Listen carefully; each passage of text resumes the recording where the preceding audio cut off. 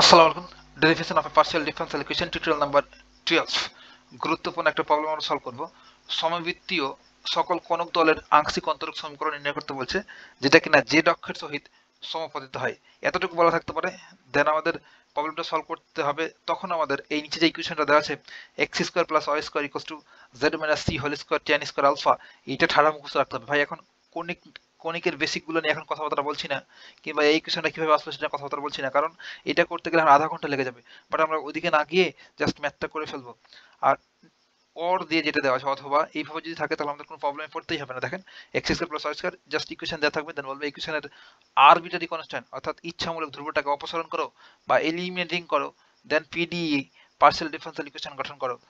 তাহলে সিম্পলি আমরা করতে পারবো, কোনো মুখস্থ রাখতে হচ্ছে না। বাট এই ফর্মে যদি থাকে কোশ্চিনটা, তবে এই ইকুয়েশনটাকে আমাদের ঠাড়া মুখস্থ রাখতে হবে। তাহলে আপনি মুখস্থ রাখতেই পারেন।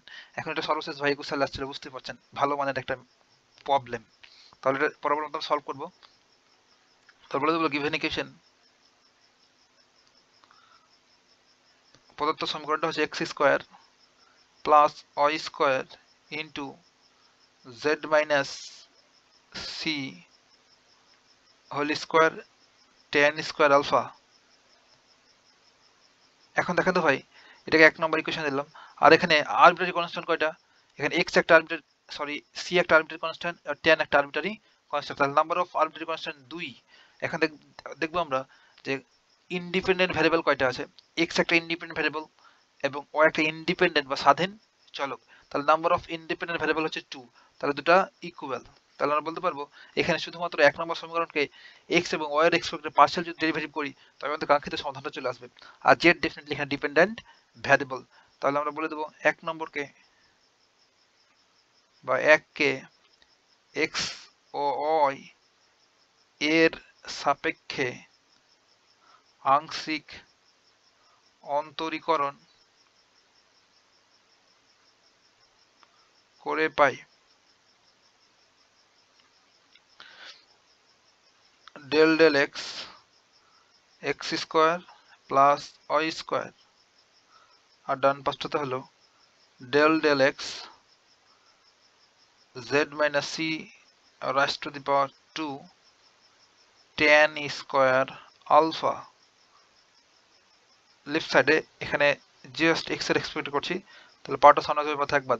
আর ওয়াই তো কনস্ট্যান্ট, তাই না? তাহলে ওয়াই এর ডেরিভেটিভ হবে 0, লিখার প্রয়োজন মনে করছি না। ডান পাশে চলে আসলাম।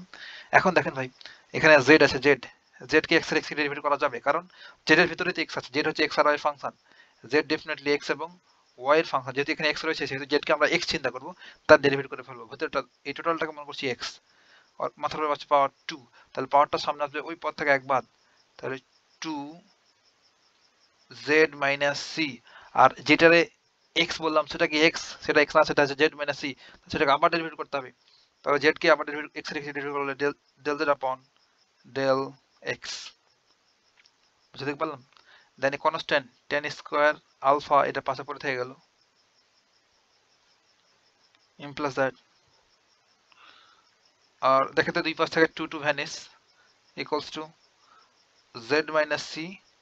আর এই যে del z upon del x কে আমরা বলি পি, আর পাশে কনস্ট্যান্টটা পড়ে থেকে গেল টেন স্কোয়ার আলফা। এটা আমরা বলতে পারবো 2 নম্বর ইকুয়েশন। এবং এবার আমরা ওয়াই এর এক্সপেক্ট করব del del y x square plus y square equals to del del y z minus c whole square into tan square alpha implies that 2y simply equals to এই যে y এর respect to z minus c whole স্কয়ারকে derivate করা যাবে, কারণ এটা হচ্ছে y এরও ফাংশন। তাহলে টোটালটাকে মনে করবো y স্কয়ার। তাহলে পাওয়ারটা সামনে আসবে ওই পাওয়ার থেকে একবার, পাওয়ারটা সামনে আসবে ওই পাওয়ার থেকে একবার z মাইনাস c। আর যেটাকে y কল্পনা করলাম সেটা কি y, সেটা y না, সেটা z মাইনাস c। সেটাকে আবার ডেরিভেটিভ করলে হবে z কে করলে del z upon del y, আর c কে করলে তো 0। আর পাশে কনস্ট্যান্টের পরে থেকে গেল tan স্কয়ার আলফা। আর দুই পাশ থেকে ভাই 2 টু ভ্যানিশ। তাহলে আমরা কি পাবো এখানে y equals to z minus c into del z upon del কে আমরা বলতে পারি q পাশে কনস্ট্যান্টটা পড়ে থেকে গেল, tan স্কোয়ার আলফা আমাদের কনস্ট্যান্ট। এটাকে আমরা বলতে পারি 3 নম্বর ইকুয়েশন। আমাদের মূল লক্ষ্য কি ভাই? মূল লক্ষ্যটা হচ্ছে এই 1 নম্বর ইকুয়েশন থেকে tan স্কোয়ার আলফাকে ভ্যানিশ করা আর c কে ভ্যানিশ করা, তাই না? এখন দেখেন তো 2 থেকে 3 নম্বর ইকুয়েশন যদি সিম্পলি ডিভাইড করি তবেই তো ভ্যানিশ হয়ে যায়। তাহলে আমরা বলবো 2 ডিভাইডস 3, 2 থেকে 3 যদি ভাগ করি তাহলে সিম্পলি আমরা পেয়ে যাব, তাহলে x then implies x upon y equals to z minus c into p tan square alpha upon z minus c into q tan square alpha।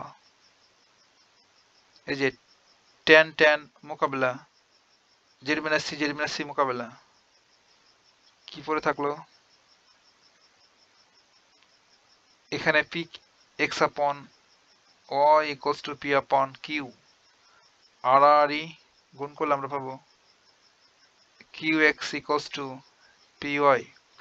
ইহাই নির্ণয় pd, ইহাই নির্ণয় পার্শিয়াল ডিফারেনশিয়াল ইকুয়েশন বা PDE।